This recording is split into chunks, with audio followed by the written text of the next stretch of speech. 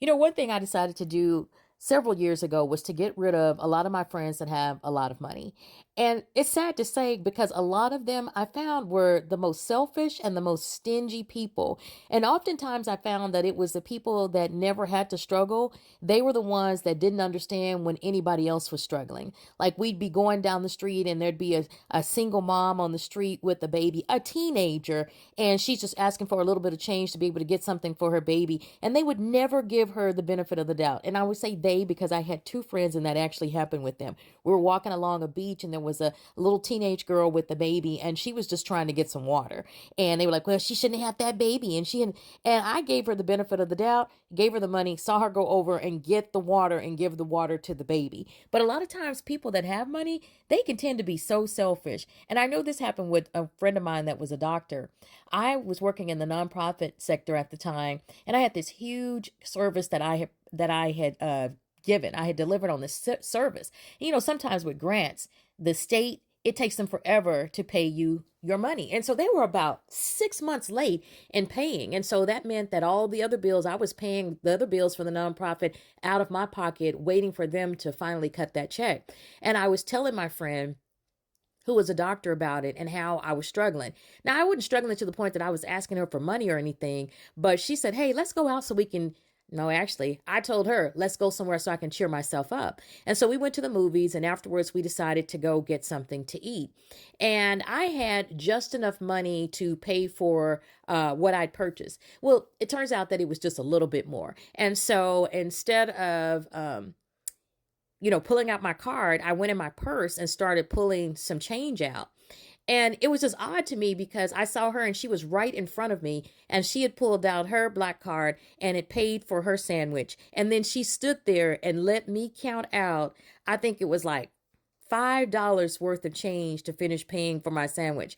And I realized that to me was just so selfish to me because, and again, many times I had paid for her many times and it was just nothing to me. It really was nothing to me. We'd go out to eat. Maybe we'd be having breakfast and, as opposed to trying to split the bill, I would pay it. And then I realized that a whole lot of times that I was paying, and she also had a kid and I would pay for her kid as well. And then one time my goddaughter was in town and she and I were going out and her mother was keeping my goddaughter with her daughter and they were friends in the same age. And she told me to leave $20 to pay for my goddaughter's food. And so when I went to hand the $20 to her mom was like, we don't need that. How much can a 5-year-old eat? No, you just go out and have fun. And that's when I realized that she was selfish. And I was like, huh. And then it got to the point to where she had a boyfriend. And when the boyfriend would try to like pay the tip or do anything, she would get mad about him paying that. So eventually our friendship just completely fell out. But I do want to talk to you guys about this study that recently came out. And it's in psychology and relationships. That is, there's also a magazine that it is, and it's been a published scholarly article. So it says, scrolling through my Venmo transactions, it's evident that requests for comically small amounts of money are almost always made by friends who are either born with or earn more money than me. And they say that this experience is universal. I just shared you my experience.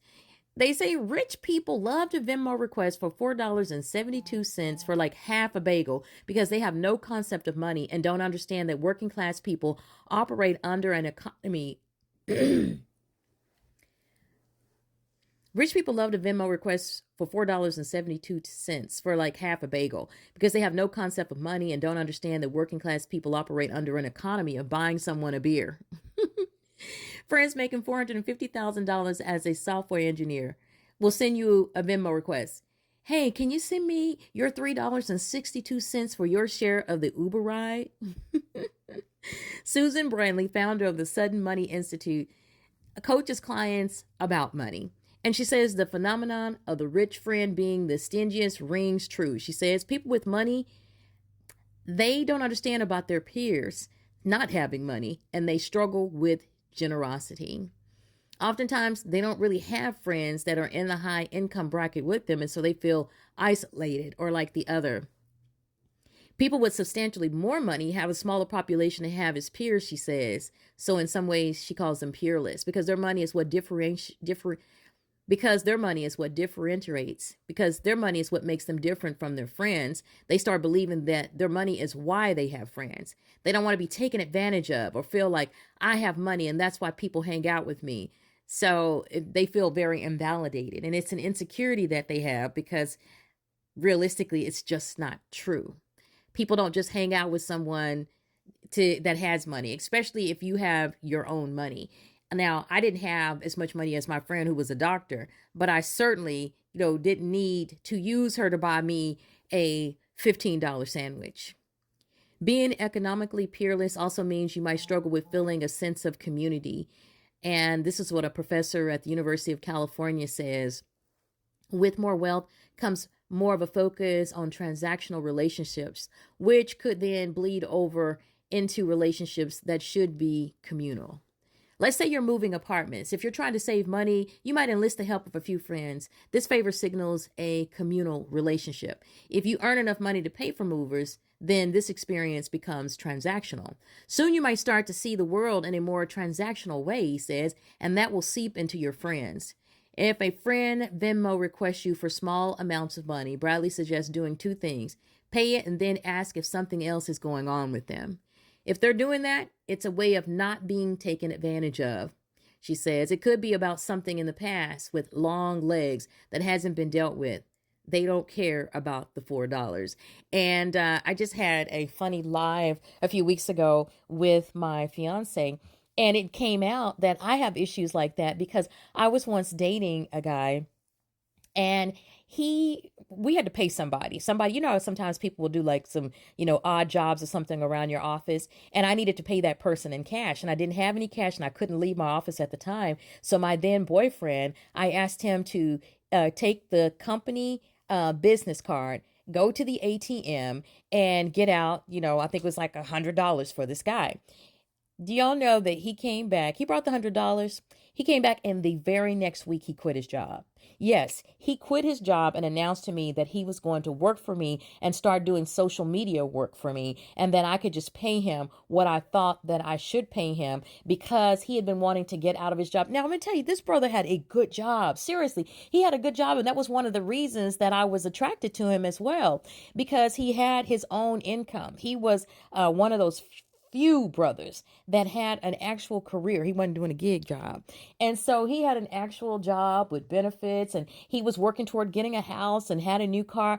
And I'll tell y'all, he looked at my company business account and quit his job. And I told him, I was like, look, you need to go back and get your job because I'm not looking to hire anybody. I don't need anybody to do social media. That's not really what we do. And he's like, no, I'm just going to start looking for another job. And I'll just come around and help you. Well, of course, if he's around there cleaning and helping, you're going to feel like paying him something. So I gave him a few $1,000s. And then, of course, him finding his own job turned into me sending out his resumes and calling him for favors, trying to get him a job. And finally, I realized this man is just lazy and he thinks that I'm his meal ticket. Because I have to tell you guys, he would not look for a job for nothing in the world. And then this is when I got rid of him. There was a piece of paper that was laying in the floor, and I was talking to a client. He walked past me. First of all, he didn't speak because he started getting this attitude that I was ordering him around and telling him to clean up, and he was there to do social media, and he was my man, and I was trying to boss him around. But, back then I didn't know yet. So he stepped over the piece of paper and kept walking. I didn't say anything to him then, but then afterwards I said, can you get this stuff picked up? And he went completely off that I was bossing him around and emasculating him and all that. And I emasculated him right out the door and right out my life. So yeah, sometimes it's just not worth it to be friends with people that have an abundance more than you, especially if it turns out that they're stingy. Because I know that what people need to realize is that when they have more money, that people are even more sensitive in not making them feel like that they expect them to pay all the bills. And if you are a person that has a lot of money and you're around people that do that, you're around the wrong type of people. And also make sure that if you got money, you don't be the stingy one in the group.